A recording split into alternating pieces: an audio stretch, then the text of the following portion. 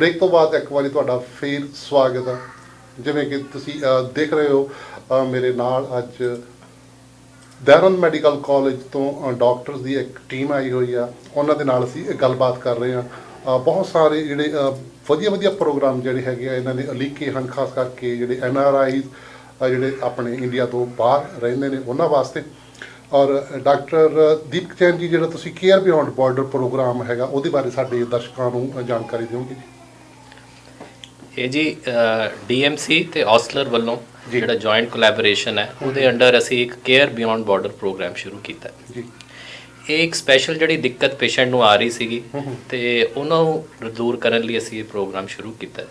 ਜਿਵੇਂ ਤੁਸੀਂ ਗੱਲ ਕੀਤੀ ਵੀ ਜਿਹੜੇ ਪ੍ਰਵਾਸੀ ਭਾਰਤੀ ਨੇ ਜਦੋਂ ਇੱਥੋਂ ਉਹ ਟ੍ਰੀਟਮੈਂਟ ਲੈ ਰਹੇ ਨੇ ਤੇ ਜਦੋਂ ਉਹ ਇੰਡੀਆ ਜਾਂਦੇ ਨੇ ਕਈ ਵਾਰ ਉਹਨਾਂ ਕੋਲ ਆਪਣਾ ਪੂਰਾ ਟ੍ਰੀਟਮੈਂਟ ਰਿਕਾਰਡ ਨਹੀਂ ਹੁੰਦਾ ਤੇ ਉਹਨਾਂ ਨੂੰ ਅਗਰ ਕੋਈ ਪ੍ਰੋਬਲਮ ਆਉਂਦੀ ਹੈ ਜਾਂ ਇੱਥੋਂ ਕੋਈ ਮੈਡੀਸਨ ਕੰਟੀਨਿਊ ਉੱਥੇ ਕਰਨੀ ਹੁੰਦੀ ਹੈ ਤੇ ਉਹਨਾਂ ਨੂੰ ਬੜੀ ਦਿੱਕਤ ਆਉਂਦੀ ਹੈ ਤੇ ਉਹਨਾਂ ਦੀ ਕਈ ਵਾਰ ਕੋਈ ਇਹੋ ਜਿਹੇ ਸੈਂਟਰ ਦੇ ਵਿੱਚ ਇਹੋ ਜਿਹੀ ਜਗ੍ਹਾ ਟ੍ਰੀਟਮੈਂਟ ਹੁੰਦੀ ਹੈ ਜਿਹੜੀ ਪ੍ਰੋਪਰ ਨਹੀਂ ਹੁੰਦੀ, ਕੋਈ ਦਵਾਈ ਬਦਲੀ ਜਾਂਦੀ ਹੈ ਤੇ ਉਦੋਂ ਜਦੋਂ ਉਹ ਵਾਪਸ ਪਹੁੰਚਦੇ ਨੇ ਦੁਬਾਰਾ ਤਾਂ ਉਹ ਇੱਕ ਐਮਰਜੈਂਸੀ ਸਿਚੁਏਸ਼ਨ ਕ੍ਰੀਏਟ ਹੋ ਜਾਂਦੀ ਹੈ ਤੇ ਇਹ ਇੱਕ ਸਬਸੈਟ ਆਫ ਪੇਸ਼ੈਂਟ ਹੈ। ਕਈ ਪੇਸ਼ੈਂਟਸ ਇਹੋ ਜਿਹੇ ਨੇ ਜਿਹੜੇ ਮੰਨ ਲਓ ਇੱਥੇ ਜਿਨ੍ਹਾਂ ਦੀ ਕਿਡਨੀਆਂ ਖਰਾਬ ਹੈ ਤੇ ਜਿਨ੍ਹਾਂ ਦੀ ਰੈਗੂਲਰ ਡਾਇਲਿਸਿਸ ਹੋ ਰਹੀ ਹੈ, ਉਹ ਇੰਡੀਆ ਜਾਣਾ ਚਾਹੁੰਦੇ ਨੇ, ਆਪਣੇ ਨੀਅਰਸ ਡੀਅਰਸ ਨੂੰ ਮਿਲਣਾ ਚਾਹੁੰਦੇ ਨੇ, ਪਰ ਉਹ ਡਰਦੇ ਨੇ ਵੀ ਪਤਾ ਨਹੀਂ ਉੱਥੇ ਕਿਵੇਂ ਅਸੀਂ ਕਰਾਵਾਂਗੇ, ਕਿੱਥੇ ਕੇਅਰ ਹੋਏਗੀ ਸਾਡੀ, ਉਹ ਡਾਕਟਰ ਨੂੰ ਪਤਾ ਹੋਏਗਾ ਕਿ ਨਹੀਂ ਵੀ ਕਿਵੇਂ ਟ੍ਰੀਟਮੈਂਟ ਕਰਨੀ। ਕਈ ਵਾਰ ਕੋਈ ਪੇਸ਼ੈਂਟ ਕੈਂਸਰ ਦਾ ਇੱਥੇ ਕੋਈ ਆਪਰੇਸ਼ਨ ਕਰਾ ਲਿਆ, ਇੱਥੇ ਕੀਮੋਥੈਰੇਪੀ ਚੱਲ ਰਹੀ ਹੈ, ਉਹ ਅਗਰ ਇੰਡੀਆ ਜਾਣਾ ਚਾਹੁੰਦੇ ਆ, ਸਾਰਿਆਂ ਨੂੰ ਮਿਲਣਾ ਚਾਹੁੰਦੇ ਆ, ਸਾਰੇ ਪਰਿਵਾਰ ਨੂੰ ਕੈਂਸਰ ਦੇ ਬਾਰੇ ਫਿਰ ਪਤਾ ਨਹੀਂ ਹੁੰਦਾ ਅੱਗੇ ਕੀ ਹੋਣਾ ਹੁੰਦਾ ਤੇ ਪਰ ਉਹਨਾਂ ਦੇ ਮਨ ਦੇ ਵਿੱਚ ਸ਼ੰਕਾ ਤੇ ਡਰ ਬਹੁਤ ਹੁੰਦਾ ਵੀ ਉੱਥੇ ਇੰਡੀਆ ਜਾ ਕੇ ਸਾਡਾ ਕੀ ਟ੍ਰੀਟਮੈਂਟ ਹੋਏਗਾ।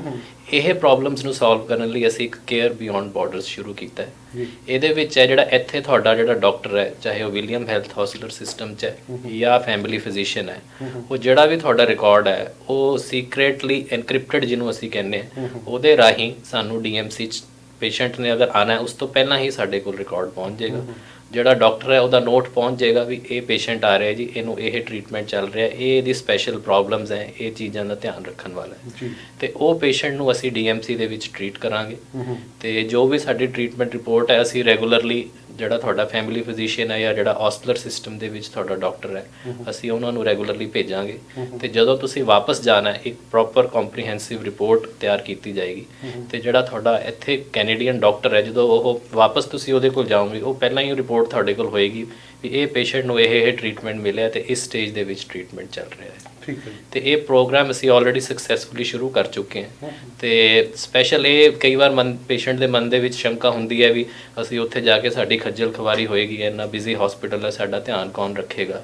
ਸਾਡੀ ਇੱਕ ਸਪੈਸ਼ਲ ਟੀਮ ਹੋਏਗੀ ਜਿਹੜੀ ਪੇਸ਼ੈਂਟਸ ਨੂੰ ਅਪਾਇੰਟਮੈਂਟ ਦੇਏਗੀ ਤੇ ਉਹਨਾਂ ਪੇਸ਼ੈਂਟਸ ਦੇ ਨਾਲ ਜਾ ਕੇ ਜਿਹੜੇ ਵੀ ਕੰਸਰਨ ਡਾਕਟਰ ਹੈ ਉਹਨਾਂ ਨੂੰ ਦਿਖਾਏਗੀ ਤਾਂ ਕਿ ਪੇਸ਼ੈਂਟਸ ਨੂੰ ਕੋਈ ਸੀਮਲੈਸ ਕੇਅਰ ਮਿਲੇਗੀ ਤੇ ਜਿਹੜਾ ਕੰਟੀਨਿਊਟੀ ਆਫ ਕੇਅਰ ਹੈ ਉਹ ਮੇਨਟੇਨਡ ਹੋਏਗਾ। ਬਿਲਕੁਲ। ਇਹਦੇ ਵਿੱਚ ਮੇਰਾ ਇੱਕ ਕੁਐਸਚਨ ਹੈ, ਜਿਸ ਤਰ੍ਹਾਂ ਤੁਸੀਂ ਗੱਲ ਕੀਤੀ ਕਿ ਵਿਲੀਅਮ ਔਸਲਰ ਹਸਪੀਟਲ ਦੇ ਨਾਲ ਤੁਸੀਂ ਜਿਹੜਾ ਤੁਹਾਡਾ ਹੈਗੀ ਆ ਜਿਹੜੀ ਜਿਸ ਤਰ੍ਹਾਂ ਐਕਸਚੇਂਜ ਹੁੰਦਾ ਹੈਗਾ, ਕੀ ਇੱਕ ਸਿਰਫ ਓਨਲੀ ਵਿਲੀਅਮ ਔਸਲਰ ਹਸਪੀਟਲ ਦੇ ਨਾਲ ਕੈਨੇਡਾ ਦੇ ਹੋਰ ਜਿਹੜੇ ਹਸਪੀਟਲ ਹੈਗੇ ਆ ਜਾਂ ਡਾਕਟਰ ਜਿਸ ਤਰ੍ਹਾਂ ਵੈਨਕੂਵਰ ਡਾਕਟਰ ਨੇ, ਕਿਉਂਕਿ ਸਾਡੀ ਬਹੁਤ ਸਾਰੀ ਵੱਡੀ ਵਸੋਂ ਜਿਹੜੀ ਵੈਨਕੂਵਰ ਦੇ ਵਿੱਚ ਵੀ ਰਹਿੰਦੇ ਨੇ, ਹੋਰਨਾਂ ਪ੍ਰੋਵਿੰਸਿਸ ਵਿੱਚ ਵੀ ਹੈਗੇ ਨੇ, ਹਲੇ ਕਿਹੜੇ ਤੁਹਾਨੂੰ ਉਹ ਰੈਫਰ ਕਰ ਸਕਦੇ ਨੇ ਜਾਂ ਭੇਜ ਸਕਦੇ ਨੇ? ਇਸ ਤਰ੍ਹਾਂ ਜੀ ਹਲੇ ਜਿਹੜਾ ਆਫੀਸ਼ੀਅਲ ਟਾਈ ਅਪ ਤਾਂ ਸਾਡਾ ਵਿਲੀਅਮ ਹੈਲਥ ਹੌਸਪੀਟਲ ਸਿਸਟਮ ਨਾਲ ਹੈ ਕਿਉਂਕਿ ਇੱਥੇ ਕੈਨੇਡਾ ਦੇ ਵਿੱਚ ਜਿਹੜਾ ਹੈ ਪੇਸ਼ੈਂਟ ਦਾ ਜਿਹੜਾ ਡਾਟਾ ਹੈ ਉਹ ਬੜਾ ਕੌਨਫੀਡੈਂਸ਼ੀਅਲ ਤੇ ਉਹਦੀ ਸੀਕ੍ਰੇਸੀ ਇੰਪੋਰਟੈਂਟ ਹੁੰਦੀ ਹੈ ਤੇ ਇਹ ਨਹੀਂ ਹੈ ਵੀ ਤੁਸੀਂ ਕਿਸੇ ਦੇ ਨਾਲ ਵੀ ਪੇਸ਼ੈਂਟ ਦੀ ਇਨਫੋਰਮੇਸ਼ਨ ਸ਼ੇਅਰ ਕਰ ਸਕੋ। ਇਹ ਵੀ ਸਾਡਾ ਇਨਕ੍ਰਿਪਟਡ ਵੇ ਨਾਲ ਸਾਡੇ ਕੋਲ ਜਿਹੜਾ ਹੈ ਪੇਸ਼ੈਂਟ ਡੇਟਾ ਆਏਗਾ, ਅਸੀਂ ਵੀ ਉਹ ਇਨਕ੍ਰਿਪਟਡ ਚੈਨਲ ਦੇ ਰਾਹੀਂ ਵਾਪਸ ਜਿਹੜਾ ਹੈ ਡੇਟਾ ਜਿਹੜਾ ਹੈ ਪੇਸ਼ੈਂਟ ਦਾ ਜੋ ਵੀ ਟ੍ਰੀਟਮੈਂਟ ਰਿਕਾਰਡ ਹੈ ਭੇਜਾਂਗੇ। ਇਹ ਬਾਕੀ ਅਸੀਂ ਹੋਰ ਐਕਸਪਲੋਰ ਕਰ ਰਹੇ ਹਾਂ ਹੋਰ ਟਾਈ ਅਪਸ, ਅਗਰ ਇਹ ਸਾਨੂੰ ਹੋਰ ਇਹਦਾ ਰਿਸਪੌਂਸ ਅੱਛਾ ਮਿਲਦਾ ਹੈ ਤਾਂ ਅਸੀਂ ਉਹਨੂੰ ਹੋਰ ਸਿਸਟਮਸ ਵੱਲ ਵੀ ਲੈ ਕੇ ਜਾਵਾਂਗੇ। ਬਟ ਜਿਵੇਂ ਹੁਣ ਗੁਰਜੀਤ ਜੀ ਨੇ ਮੈਂਸ਼ਨ ਕੀਤਾ ਸੀ ਵੀ ਜਿਹੜਾ ਸਾਡਾ ਹੈਲਪਲਾਈਨ ਨੰਬਰ ਹੈ, ਅਗਰ ਇਹ ਚੈਨਲ ਦੇ ਵਿੱਚ ਤੁਸੀਂ ਨਹੀਂ ਵੀ ਆਉਂਦੇ ਤਾਂ ਤੁਸੀਂ ਕੈਨੇਡਾ 'ਚ ਬੈਠੇ ਸਾਡਾ ਜਿਹੜਾ ਇੰਟਰਨੈਸ਼ਨਲ ਪੇਸ਼ੈਂਟਸ ਦੀ ਹੈਲਪਲਾਈਨ ਹੈ ਉਹਨੂੰ ਕੰਟੈਕਟ ਕਰ ਸਕਦੇ ਹੋ ਤੇ ਸਿਮਿਲਰ ਸਰਵਿਸ ਜਿਹੜੀ ਹੈ ਤੁਹਾਨੂੰ ਮਿਲ ਜਾਏਗੀ। ਅਸੀਂ ਇੱਥੇ ਜਿਵੇਂ ਇਹ ਜਿਹੜਾ ਕੁਐਸਚਨ ਹੋਰ ਪੇਸ਼ੈਂਟਸ ਨੇ ਵੀ ਸਾਨੂੰ ਪੁੱਟ ਅਪ ਕੀਤਾ ਤੇ ਅਸੀਂ ਇਹ ਕਹਿੰਦੇ ਵੀ ਤੁਸੀਂ ਆਪਣੇ ਹੈਲਥ ਫਿਜ਼ੀਸ਼ੀਅਨ ਤੋਂ ਆਪਣਾ ਰਿਕਾਰਡ ਆਪ ਹੀ ਮੰਗ ਲਓ, ਇੱਕ ਰਿਕਾਰਡ ਦੀ ਕਾਪੀ ਲੈ ਲਓ ਤੇ ਜਦੋਂ ਤੁਸੀਂ ਇੱਥੇ ਆਣਾ get in touch with us before, ਪਹਿਲਾਂ ਹੀ ਹਫਤਾ 10 ਦਿਨ ਮਹੀਨਾ ਪਹਿਲਾਂ ਹੀ ਸਾਡੇ ਨਾਲ ਇਨ ਟੱਚ ਹੋ ਕੇ ਆਓ ਤਾਂ ਕਿ ਤੁਹਾਨੂੰ ਉਹੀ ਲੈਵਲ ਆਫ ਕੇਅਰ ਅਸੀਂ ਇੱਥੇ ਪ੍ਰੋਵਾਈਡ ਕਰ ਸਕੀਏ। ਠੀਕ ਹੈ। ਕਈ ਵਾਰੀ ਲੈਂਡ ਕਰਦਿਆਂ ਸਾਰ ਇੱਕਦਮ ਵੀ ਪ੍ਰੋਬਲਮ ਆ ਸਕਦੀ ਹੈ, ਜਿਸ ਤਰ੍ਹਾਂ ਤੁਸੀਂ ਸਵੀਅਰ ਕੇਸਿਸ ਦੱਸੇ, ਜਿਵੇਂ ਕੋਈ ਜੇ ਕੋਈ ਕਿਡਨੀ ਦਾ ਮਰੀਜ਼ ਆ ਜਾਂ ਕੋਈ ਕੈਂਸਰ ਦਾ ਮਰੀਜ਼ ਆ, ਸੋ ਕਈ ਵਾਰੀ ਉਹਨਾਂ ਨੂੰ ਜੇ ਸਪੋਜ਼ ਕਰੋ ਜਦੋਂ ਲੈਂਡ ਕੀਤੀ, ਜਦੋਂ ਹੀ ਐਮਰਜੈਂਸੀ ਲੋੜ ਪੈ ਗਈ ਤਾਂ ਹਸਪੀਟਲ ਤੋਂ ਪਹਿਲਾਂ ਪਹੁੰਚਣ ਤੋਂ ਪਹਿਲਾਂ ਉਹਨਾਂ ਦੀ ਉੱਥੇ ਇਨਫੋਰਮੇਸ਼ਨ ਪਹੁੰਚੀ ਹੋਵੇਗੀ ਤਾਂ ਜਿਹੜੀ ਟ੍ਰੀਟਮੈਂਟ ਰਾਈਟ ਵੇ ਸਟਾਰਟ ਕੀਤੀ ਜਾ ਸਕੇ, ਉਹਦੇ ਟਾਈਮ ਵੇਸਟ ਨਹੀਂ ਹੁੰਦਾ। ਕਿਉਂਕਿ ਇਹ ਕੈਨੇਡਾ ਦਾ ਜਿਹੜਾ ਇੰਡੀਆ ਤੋਂ ਕੈਨੇਡਾ ਦਾ ਸਫ਼ਰ ਹੈ ਕਾਫੀ ਲੰਬਾ ਸਫ਼ਰ ਹੈ। ਪਲੇਨ ਜਰਨੀ ਅਗਰ ਡਾਇਰੈਕਟ ਫਲਾਈਟ ਹੈ ਜਾਂ ਲੇ ਓਵਰ ਵੀ ਹੈ ਤਾਂ ਉਹਦੇ ਵਿੱਚ ਕਈ ਵਾਰ ਪੈਰਾਂ ਦੀ ਸਵੈਲਿੰਗ ਹੋ ਜਾਂਦੀ ਹੈ। ਜਿਹੜਾ ਪੇਸ਼ੈਂਟ ਜਸਟ ਬਾਰਡਰ ਲਾਈਨ ਤੇ ਹੈ, ਜਿਹੜਾ ਜਸਟ ਸਰਵ ਕਰ ਰਿਹਾ, ਉਹਦਾ ਕਈ ਵਾਰ ਜਿਹੜਾ ਹੈ ਪ੍ਰੋਬਲਮ ਐਕਿਊਟ ਜਿਹੜੀ ਪ੍ਰੈਸੀਪੀਟੇਟ ਹੋ ਜਾਂਦੀ ਹੈ, ਤੇ ਅਗਰ ਉਹਨਾਂ ਨੇ ਸਾਡੇ ਨਾਲ ਟਾਈ ਅਪ ਕੀਤਾ ਹੈ ਤਾਂ ਬਹੁਤ ਟਾਈਮਲੀ ਅਸੀਂ ਕੰਟਰੋਲ ਕਰ ਸਕਦੇ ਹਾਂ। ਬਿਲਕੁਲ ਬਿਲਕੁਲ। ਔਰ ਬਹੁਤ ਹੀ ਵਧੀਆ ਪ੍ਰੋਗਰਾਮ ਹੈ ਜੀ ਤੁਹਾਡਾ ਜਿਹੜਾ ਇਸ ਤਰ੍ਹਾਂ ਕੀਤਾ ਹੈਗਾ, ਔਰ ਅਸੀਂ ਆਸ ਕਰਦੇ ਹਾਂ ਕਿ ਆਉਣ ਵਾਲੇ ਸਾਲਾਂ ਦੇ ਵਿੱਚ ਤੁਸੀਂ ਜਿਹੜੇ ਬਾਕੀ ਹੋਰ ਕੈਨੇਡਾ ਦੇ ਹਸਪੀਟਲ ਹੈਗੇ ਆ ਉਹਨਾਂ ਦੇ ਨਾਲ ਵੀ ਤੁਹਾਡਾ ਇਸ ਤਰ੍ਹਾਂ ਸਮਝੌਤਾ ਹੋ ਜਾਵੇ ਜਾਂ ਸੰਧੀ ਹੋ ਜਾਵੇ ਜਾਂ ਕੋਈ ਐਗਰੀਮੈਂਟ ਹੋਵੇ ਤਾਂ ਕਿ ਜਿਹੜੇ ਸਾਰੇ ਸਾਡੇ ਜਿੰਨੇ NRI ਕੈਨੇਡਾ ਦੇ ਹੈਗੇ ਆ ਉਹਨਾਂ ਨੂੰ ਇਹ ਜਿਹੜੀ ਸੁਵਿਧਾ ਉੱਥੇ ਬੈਠਿਆਂ ਨੂੰ ਮਿਲ ਸਕੇ। ਇਹਦੇ ਲਈ ਫਿਰ ਇੱਕ ਵਾਰੀ ਵਿਲੀਅਮ ਔਸਲਰ ਹਸਪੀਟਲ ਦਾ ਅਤੇ ਤੁਹਾਡੀ Dayanand Medical College and Hospital ਦਾ ਬਹੁਤ ਬਹੁਤ ਧੰਨਵਾਦ ਹੈ ਜੀ। ਜਿਸ ਤਰ੍ਹਾਂ ਆਪਾਂ ਗੱਲ ਕਰ ਰਹੇ ਬਿਮਾਰੀਆਂ ਦੀ, ਮੈਂ ਡਾਕਟਰ ਰਜੀਸ਼ ਮਹਾਜਨ ਜੀ ਤੁਹਾਨੂੰ ਪੁੱਛਾਂਗਾ ਕਿ ਜਿਹੜੀਆਂ ਬਿਮਾਰੀਆਂ ਖਾਸ ਕਰਕੇ ਜਿਹੜੇ ਕੈਨੇਡਾ ਤੋਂ NRI ਜਾਂਦੇ ਨੇ ਇੰਡੀਆ ਦੇ ਵਿੱਚ ਔਰ ਤੁਹਾਡੇ ਕੋਲੇ ਉਹ ਐਜ਼ ਏ ਪੇਸ਼ੈਂਟ ਪਹੁੰਚਦੇ ਨੇ, ਕਿਹੜੀਆਂ ਜ਼ਿਆਦਾ ਜਿਹੜੀਆਂ ਬਿਮਾਰੀਆਂ ਦੇ ਵਿੱਚ ਉਹ ਜਕੜੇ ਹੁੰਦੇ ਨੇ ਜਦੋਂ ਤੁਹਾਡੇ ਕੋਲੇ ਪਹੁੰਚਦੇ ਨੇ? ਦੇਖੋ, ਜਿਸ ਤਰ੍ਹਾਂ ਤੁਹਾਨੂੰ ਡਾਕਟਰ ਦੀਪਕ ਨੇ ਦੱਸਿਆ, ਜਿਹੜਾ ਕੇਅਰ ਬਿਯੋਂਡ ਪ੍ਰੋਗਰਾਮ ਜਿਹੜਾ ਹੈਗਾ ਬਾਰਡਰਸ ਜਿਹੜਾ ਪ੍ਰੋਗਰਾਮ ਸੀਗਾ, ਉਹਦੇ ਵਿੱਚ ਹਜੇ ਤੱਕ ਤੇ ਅਸੀਂ ਜਿਹੜੀਆਂ ਹੈਗੀਆਂ ਕਿ ਪੇਸ਼ੈਂਟ ਜਿਹੜੇ ਵੀ ਡਾਇਬਟੀਜ਼ ਦੇ ਆ, ਡਾਇਬਟੀਜ਼ ਦਾ ਆਮ ਜਿਹੜਾ ਮਰੀਜ਼ ਆ ਉਹ ਨਹੀਂ, ਜਿਹਨੂੰ ਨੂੰ ਅੱਗੋਂ ਕੰਪਲੀਕੇਸ਼ਨਸ ਹੋ ਗਈਆਂ ਜਿਹਦੇ ਕਰਕੇ ਕਿ ਇੱਕ ਤੇ ਗੁਰਦੇ ਖਰਾਬ ਹੋ ਜਾਂਦੇ, ਕਿਸੇ ਨੂੰ ਹਾਰਟ ਦੀ ਪ੍ਰੋਬਲਮ ਹੋ ਜਾਂਦੀ ਹੈ, ਠੀਕ ਹੈ, ਰੈਗੂਲਰ ਪੇਸ਼ੈਂਟ ਡਾਇਲਿਸਿਸ ਦੇ ਉੱਤੇ ਹੈਗਾ, ਜਾਂ ਜਿਹੜੇ ਪੇਸ਼ੈਂਟਸ ਨੂੰ ਕੈਂਸਰ ਕੀਮੋਥੈਰੇਪੀ ਹੈਗੀ ਹੈ, ਇਹ ਹੈਗਾ। ਇਹ 4 ਡਿਜ਼ੀਜ਼ਸ ਤੇ ਅਸੀਂ ਇਹਦੇ ਵਿੱਚ ਜਿਹੜਾ ਵਿਲੀਅਮ ਔਸਲਰ ਦੇ ਜਿਹੜਾ ਹੈਗਾ ਪ੍ਰੋਗਰਾਮ ਦੇ ਅੰਡਰ ਹੀ ਕਵਰ ਹੋ ਜਾਂਦੀਆਂ ਹੈਗੀਆਂ। ਪਰ ਜਿਵੇਂ ਆਪਣੇ ਪੰਜਾਬੀਆਂ ਨੂੰ ਬਾਕੀ ਇਸ ਤੋਂ ਇਲਾਵਾ ਜਿਹੜਾ ਹੈਗਾ ਬਲੱਡ ਪ੍ਰੈਸ਼ਰ, ਸ਼ੂਗਰ, ਮੋਟਾਪਾ, ਉਹਦੇ ਕਰਕੇ ਇੱਕ ਚੌਥੀ ਚੀਜ਼ ਅਸੀਂ ਕਹਿੰਦੇ ਹੁੰਦੇ ਹਾਂ obstructive sleep apnea। ਮੈਂ ਕੱਲ ਵੀ ਜਿਹੜਾ ਸੀ ਕਮਿਊਨਿਟੀ ਪ੍ਰੋਗਰਾਮ ਕੀਤਾ ਸੀ, ਉਹਦੇ ਵਿੱਚ ਅਸੀਂ ਦੇਖਿਆ ਸੀ ਕੁਝ ਪੇਸ਼ੈਂਟਸ ਨੂੰ ਸੀਗਾ, ਉਹਨਾਂ ਨੂੰ ਪ੍ਰੋਬਲਮ ਸੀ, ਉਹਨਾਂ ਨੂੰ ਇਹ ਹੁੰਦਾ ਸੀਗਾ ਕਿ ਅਸੀਂ ਉੱਥੇ ਜਦੋਂ ਹਸਪੀਟਲ 'ਚ ਜਾਂਦੇ ਹਾਂ ਅਸੀਂ ਗੁਆਚ ਜਾਂਦੇ ਹਾਂ। ਸੋ ਉਹਦੇ ਕਰਕੇ ਹੀ ਜਿਹੜੇ ਅਸੀਂ ਇਹ ਪ੍ਰੋਗਰਾਮ ਸ਼ੁਰੂ ਕੀਤੇ ਸੀ, ਸੋ ਦੈਟ ਕਿ ਸਾਨੂੰ ਡਿਟੇਲ ਪਹਿਲਾਂ ਮਿਲ ਜਾਏ ਤਾਂ ਕਿ ਅਸੀਂ ਉਹਦੇ 'ਚ ਅਸੀਂ ਇਹਨਾਂ ਦਾ ਪ੍ਰੋਪਰ ਟਰੀਟਮੈਂਟ ਕਰਕੇ ਰਿਕਾਰਡ ਵਾਪਸ ਭੇਜ ਸਕੀਏ। ਜਿਹੜਾ ਤੁਹਾਡਾ ਇੱਕ ਪਹਿਲਾ ਕੁਐਸਚਨ ਸੀਗਾ ਕਿ ਹਾਂ ਬਈ ਕੀ ਇਹਦੇ 'ਚ ਹੋਰ ਵੀ ਲੋਕ ਇਨਰੋਲ ਹੋ ਸਕਦੇ, ਉਹਦੇ ਵਾਸਤੇ ਇੱਕ ਬੜਾ ਵਧੀਆ ਅਸੀਂ ਇਹਨਾਂ ਨਾਲ ਗੱਲ ਕੀਤੀ ਸੀ ਆਫਟਰ ਕਮਿਊਨਿਟੀ ਦੇ ਨਾਲ ਗੱਲ ਕਰਨ ਵਾਸਤੇ ਕਿ ਜਿਹੜੇ ਤੁਹਾਡੇ ਕਾਫੀ ਹੋਰ ਲੋਕੀ ਮਰੀਜ਼ ਹੈਗੇ ਆ ਜਿਨ੍ਹਾਂ ਨੂੰ ਡਰੱਗ ਐਡਿਕਸ਼ਨ ਦੀਆਂ ਪ੍ਰੋਬਲਮਸ ਹੈ, ਮੈਂਟਲ ਹੈਲਥ ਦੀ ਪ੍ਰੋਬਲਮ ਹੈ, ਰੀਹੈਬਿਲਿਟੇਸ਼ਨ ਦੀ ਪ੍ਰੋਬਲਮ ਹੈ। ਕਾਫੀ ਸੋਸ਼ਲ ਵਰਕਰਸ ਨੇ ਸਾਨੂੰ ਅਪਰੋਚ ਕੀਤਾ ਸੀਗਾ ਕਿ ਸਾਨੂੰ ਇੱਥੇ ਵੇਟਿੰਗ ਕਰਕੇ ਬਹੁਤ ਜ਼ਿਆਦਾ ਲੰਬਾ ਟਾਈਮ ਲੱਗ ਜਾਂਦਾ ਕਿ ਪ੍ਰੋਪਰ ਟਰੀਟਮੈਂਟ ਨਹੀਂ ਹੁੰਦੀ। ਉਹਦੇ ਵਾਸਤੇ ਵੀ ਅਸੀਂ ਡਾਕਟਰ ਇਹਨਾਂ ਦੇ ਇੱਥੇ ਜਿਹੜੇ ਵਾਈਸ ਪ੍ਰੈਜ਼ੀਡੈਂਟ ਹੈ ਡਾਕਟਰ ਮੁਹੰਮਦ ਨਵੀਦ ਹੈਗੇ, ਉਹਨਾਂ ਨਾਲ ਗੱਲ ਕੀਤੀ ਸੀ। ਸੋ ਜਿਹੜਾ ਵੀ ਤੁਹਾਡਾ ਫੈਮਿਲੀ ਫਿਜ਼ੀਸ਼ੀਅਨ ਹੈ, ਉਹ ਤੁਹਾਡਾ ਰਿਕਾਰਡ ਇੱਥੇ ਇਹਨਾਂ ਨਾਲ ਕੰਟੈਕਟ ਕਰਕੇ ਇਹਨਾਂ ਨੂੰ ਦੇ ਦੇ, ਉਹ ਸਾਨੂੰ ਭੇਜ ਦੇਣਗੇ। ਸਾਡੀ ਜਿਹੜੀ NRI ਫੈਮਿਲੀ ਮੈਡੀਕਲ ਪਲਾਨ ਹੈਗੀ ਆ, ਉਹਦੇ ਵਿੱਚ ਜਿਹੜੇ ਸਾਨੂੰ ਡਾਕਟਰ ਮਿਸਟਰ ਗੁਰਜੀਤ ਨੇ ਤੁਹਾਨੂੰ ਨੰਬਰ ਦਿੱਤੇ ਆ, ਉਹਨਾਂ ਦੇ ਥਰੂ ਅਸੀਂ ਤੁਹਾਨੂੰ ਪ੍ਰੋਪਰ ਟਰੀਟਮੈਂਟ ਕਰਕੇ ਅਸੀਂ ਸਾਰਾ ਰਿਕਾਰਡ ਵਾਪਸ ਭੇਜਦੇ ਹਾਂ। ਇਸ ਤੋਂ ਇਲਾਵਾ ਜਿਹੜਾ ਲੋਕਾਂ ਨੂੰ ਜ਼ਿਆਦਾ ਖਾਸ ਕਰਕੇ ਧਿਆਨ ਰੱਖਣਾ ਪੈਂਦਾ ਹੁੰਦਾ ਕਿ ਜਿਹੜਾ ਅੱਜ ਕੱਲ੍ਹ ਜਿਹਨਾਂ ਨੇ ਲੋਕਾਂ ਨੇ ਜਾਣਾ, ਉਹ ਟ੍ਰੋਪੀਕਲ ਡਿਜ਼ੀਜ਼ਜ਼ ਹੈ ਕਿ ਜਿਹੜੀਆਂ ਕਿ ਸਾਡੇ ਉੱਥੇ ਪੰਜਾਬ 'ਚ ਬਹੁਤ ਕਾਮਨ ਹੈ, ਇਸ ਸਟੇਜ ਦੇ ਵਿੱਚ ਹੁੰਦੀ ਹੈ ਕਿ ਅਸੀਂ ਕਹਿੰਦੇ ਹੁੰਦੇ ਹਾਂ ਕਿ ਉਹਦੇ ਤੋਂ ਇਹਨਾਂ ਨੇ ਆਪਣਾ ਹਰ ਕਿਸੇ ਨੇ ਬਚਾਅ ਕਰਕੇ ਰੱਖਣਾ। ਸੋ ਬਾਕੀ ਤੇ ਜਿਹੜੀਆਂ ਬਿਮਾਰੀਆਂ ਇੱਥੇ ਹੈ ਉਹੀ ਪੰਜਾਬ 'ਚ ਹੈ। ਤੇ ਨਾਲ ਇੱਕ ਜਿਹੜੀ ਇੱਕ ਹੋਰ ਚੀਜ਼ ਮੈਂ ਕਹਾਂਗਾ ਕਿ ਜਿਹੜੀ ਹੈਗੀ ਹੈ ਕਿ ਆਪਣੇ ਪੰਜਾਬੀਆਂ ਦੇ ਵਿੱਚ ਖਾਸ ਕਰਕੇ ਹੈ ਲਿਵਰ ਦੀਆਂ ਬਿਮਾਰੀਆਂ, ਜਿਹਦੇ ਵਿੱਚ ਸਭ ਤੋਂ ਵੱਡਾ ਕਾਰਨ ਸ਼ਰਾਬ ਤੇ ਮੋਟਾਪੇ ਦਾ ਆਉਂਦਾ ਕਿ ਜਿਹਦੇ ਕਰਕੇ ਲਿਵਰ ਫੇਲੀਅਰ ਵਗੈਰਾ ਹੋ ਜਾਂਦਾ। ਸੋ ਅਸੀਂ ਇਹ ਬਿਮਾਰੀਆਂ ਅਸੀਂ ਆਪਣੇ ਪੰਜਾਬੀਆਂ 'ਚ ਜਿਹੜੇ ਇੱਥੋਂ ਜਾਂਦੇ ਆ ਜਾਂ ਉੱਥੋਂ ਦੇ ਹੈਗੇ ਆ, ਉਹ ਜ਼ਿਆਦਾ ਦੇਖਦੇ ਆ ਜੀ। ਇੱਕ ਤੁਸੀਂ ਜ਼ਿਕਰ ਕੀਤਾ ਮੈਂਟਲ ਹੈਲਥ ਦੀ ਵੀ ਇੱਥੇ ਕਾਫੀ ਵੇਟਿੰਗ ਹੈਗੀ ਹੈ ਜੀ। ਹਾਂਜੀ। ਐਂਡ ਡੀ ਐਡਿਕਸ਼ਨ ਦੀ ਗੱਲ ਕੀਤੀ ਹੈ ਤੁਸੀਂ, ਜਿਹੜੀ ਐਡਿਕਸ਼ਨ ਦੇ ਵਿੱਚ ਸਾਡੇ ਇੱਥੇ ਵੀਰ ਪ੍ਰੋਬਲਮ ਦੇ ਵਿੱਚ ਹਨ, ਜਿਸ ਤਰ੍ਹਾਂ ਉਹਨਾਂ ਨੇ ਜੇ ਟਰੀਟਮੈਂਟ ਵਾਸਤੇ ਜਾਣਾ ਤਾਂ ਉਹਦੀ ਵੀ ਕਈ ਵਾਰੀ ਬਹੁਤ ਜ਼ਿਆਦਾ ਵੇਟਿੰਗ ਹੈਗੀ ਆ, ਕਿਉਂਕਿ ਇਹਦੇ 'ਚ ਆਪਣੇ ਦੇਖਿਆ ਕਿ ਜ਼ਿਆਦਾਤਰ ਜਿਹੜੇ ਐਡਿਕਸ਼ਨ ਵਾਲੇ ਬੰਦੇ ਹੁੰਦੇ ਉਹ ਡਿਨਾਇਲ 'ਚ ਹੁੰਦੇ ਆ ਜੀ। ਉਹ ਟਰੀਟਮੈਂਟ ਵਾਸਤੇ ਰੈਡੀ ਵੀ ਹੁੰਦੇ ਆ ਅਤੇ ਜਦ ਨੂੰ ਉਹ ਜਿਹੜੀ ਵੇਟਿੰਗ ਟਾਈਮ ਖਤਮ ਹੁੰਦਾ ਉਦੋਂ ਨੂੰ ਉਹਨਾਂ ਦਾ ਫੇਰ ਮਨ ਬਦਲ ਜਾਂਦਾ। ਸੋ ਬਹੁਤ ਸਾਰੀਆਂ ਜਿਹੜੀਆਂ ਪ੍ਰੋਬਲਮਸ ਇਸ ਤਰ੍ਹਾਂ ਸਾਨੂੰ ਐਸ ਸੁਸਾਇਟੀ ਦੇ ਵਿੱਚ ਆ ਰਹੀਆਂ ਨੇ। ਸਾਡਾ ਕੋਈ ਇਹ ਨਹੀਂ ਗਾ ਕਿ ਅਸੀਂ ਕੈਨੇਡਾ ਦੇ ਜਿਹੜਾ ਸਿਸਟਮ ਆ ਉਹਨੂੰ ਕਿੰਤੂ ਪਰੰਤੂ ਮੈਂ ਕਰ ਰਿਹਾ, ਸਿਸਟਮ ਬਹੁਤ ਵਧੀਆ, ਪਰ ਜਿਹੜੀ ਵੇਟਿੰਗ ਵਾਲੀ ਗੱਲ ਤੁਹਾਨੂੰ ਇੱਥੇ ਆ ਕੇ ਹੈਰਾਨੀ ਹੋਈ ਆ ਵੀ ਵੇਟਿੰਗ ਜਿਹੜੀ ਆ ਉਹਦੇ 'ਚ ਸਾਨੂੰ ਕਈ ਵਾਰੀ ਬਹੁਤ ਪ੍ਰੋਬਲਮ ਆਉਂਦੀ ਹੈ ਜੀ। ਅੱਜ ਪ੍ਰੋਬਲਮ ਹੈਗੀ ਆ ਅੱਜ ਸਰਜਰੀ ਦੀ ਲੋੜ ਆ ਤੇ 2 ਮਹੀਨੇ ਦੀ ਸਾਨੂੰ ਜਿਹੜੀ ਉਹ ਜੇ ਵੇਟਿੰਗ ਮਿਲ ਰਹੀ ਆ, ਤਾਂ ਉਹਦੇ ਨਾਲ ਕਈ ਵਾਰੀ ਜਿਹੜੀ ਪੇਸ਼ੈਂਟ ਹੈਗਾ ਉਹਦੀ ਹੋਰ ਹਾਲਤ ਖਰਾਬ ਹੋ ਜਾਂਦੀ ਆ। ਪਰ ਇਸ ਵੇਟਿੰਗ ਨਾਂ ਦੀ ਚੀਜ਼ ਤੁਸੀਂ ਦੱਸਿਆ ਵੀ ਉੱਥੇ ਹੈ ਨਹੀਂ। ਤਾਂ ਜੇ ਇੱਥੋਂ ਕੈਨੇਡਾ ਤੋਂ ਜਾ ਕੇ ਤੇ ਇੰਡੀਆ ਦੇ ਵਿੱਚ ਇਲਾਜ ਕਰਾਉਣਾ ਹੋਵੇ ਤਾਂ ਮੇਰੇ ਹਿਸਾਬ ਦੇ ਨਾਲ, ਕਿਉਂਕਿ ਟ੍ਰੀਟਮੈਂਟ ਲੈਵਲ ਅੱਜ ਕੱਲ੍ਹ ਬਿਲਕੁਲ ਸੇਮ ਹੈ, ਉਹਦਾ ਤਾਂ ਆਪਾਂ ਕੋਈ ਕਿੰਤੂ ਪ੍ਰੰਤ ਨਹੀਂ ਕਰ ਸਕਦੇ ਕਿ ਇੱਥੇ ਟ੍ਰੀਟਮੈਂਟ ਵਧੀਆ ਉੱਥੇ ਵਧੀਆ, ਕਿਉਂਕਿ ਜਿਹੜੀ ਮੈਡੀਕਲ ਸੁਵਿਧਾਵਾਂ ਉਹ ਮੇਰੇ ਹਿਸਾਬ ਦੇ ਨਾਲ, ਇਹ ਮੇਰੀ ਪਰਸਨਲੀ ਰਾਏ ਆ ਕਿ ਜਾਂ ਮੈਂ ਪਰਸਨਲੀ ਇਹ ਸੋਚਦਾ ਕਿ ਇੱਥੋਂ ਨਾਲੋਂ ਬੈਟਰ ਟ੍ਰੀਟਮੈਂਟ ਤੇ ਇਲਾਜ ਇੰਡੀਆ ਦੇ ਵਿੱਚ ਆ। ਉਹਦਾ ਮੈਂ ਅਕਸਰ ਇੱਕ ਜ਼ਿਕਰ ਕਰਦਾ ਹੁੰਦਾ ਜਾਂ ਮੈਂ ਉਦਾਹਰਨ ਦਿੰਦਾ ਹੁੰਦਾ ਕਿ ਸਪੋਜ਼ ਕਰੋ ਕੋਈ ਨਵੀਂ ਕੋਈ ਮਸ਼ੀਨ ਆਈ ਹੈ ਜਿਹੜੀ ਕਿ ਕਿਸੇ ਵੀ ਫੀਲਡ ਦੇ ਵਿੱਚ ਉਹਨੂੰ ਮੈਡੀਕਲ 'ਤੇ ਆਪਾਂ ਯੂਜ਼ ਕਰਨਾ, ਤੇ ਸਾਡੇ ਇੱਥੇ ਕੈਨੇਡਾ 'ਚ ਕਿੰਨੀਆਂ ਕੁ ਵਿਕਣੀਆਂ ਜੀ, ਉਹ ਕਿੰਨੇ ਕੁ ਹਸਪੀਟਲ ਆ ਉਹਨੂੰ ਕਿੰਨੀਆਂ ਕੁ ਬਾਏ ਕਰ ਲੈਣਗੀਆਂ। ਉਹ ਮੈਨੂੰ ਲੱਗਦਾ ਜੀ ਉਹਨੇ ਜਿੰਨੇ ਸਾਰੇ ਕੈਨੇਡਾ ਦੇ ਵਿੱਚ ਉਹ ਮਸ਼ੀਨਾਂ ਅਸੀਂ ਬਾਏ ਕਰਨੀਆਂ, ਤਾਂ ਇਕੱਲੇ ਮੈਨੂੰ ਲੱਗਦਾ ਆਪਣੇ ਲੁਧਿਆਣੇ ਹਸਪੀਟਲ ਦੇ ਵਿੱਚ ਹੀ ਉਨੀਆਂ ਦਾ ਪਹੁੰਚ ਜਾਣੀਆਂ। ਸੋ ਜਿਹੜਾ ਬੈਸਟ ਟੈਕਨੋਲੋਜੀ ਪਹਿਲਾਂ ਉੱਥੇ ਪਹੁੰਚਦੀ ਹੈ, ਕਿਉਂਕਿ ਇਹ ਵੀ ਆਪਾਂ ਦੇਖਦੇ ਹਾਂ ਵੀ ਇਹ ਮਾਰਕੀਟ ਆ ਜਿੱਥੇ ਸਮਾਨ ਵੇਚਿਆ ਜਾਂਦਾ ਜਾਂ ਖਰੀਦਿਆ ਜਾਂਦਾ, ਅਤੇ ਜਿਹੜਾ ਉੱਥੇ ਸਪਲਾਇਰ ਸਭ ਨੂੰ ਵੱਡਾ ਉੱਥੇ ਸਮਾਨ ਭੇਜਦਾ ਜਿੱਥੇ ਬਾਹਰ ਜ਼ਿਆਦਾ ਹੋਵੇ। ਅਤੇ ਮੈਨੂੰ ਲੱਗਦਾ ਵੀ ਤਾਂ ਕਰਕੇ ਮੇਰਾ ਇਹ ਲੌਜਿਕ ਹੁੰਦਾ ਕਿ ਵੀ ਉੱਥੇ ਜਿਹੜਾ ਟ੍ਰੀਟਮੈਂਟ ਹੈਗਾ ਵਧੀਆ, ਅਤੇ ਔਰ ਉੱਥੇ ਸਭ ਨੂੰ ਪਹਿਲਾਂ ਇਲਾਜ ਉੱਥੇ ਪਹੁੰਚਦਾ ਆਪਣੇ ਕੋਲ, ਬਾਅਦ 'ਚ ਕਈ ਵਾਰੀ ਉਹ ਚੀਜ਼ਾਂ ਇੱਥੇ ਪਹੁੰਚਦੀਆਂ।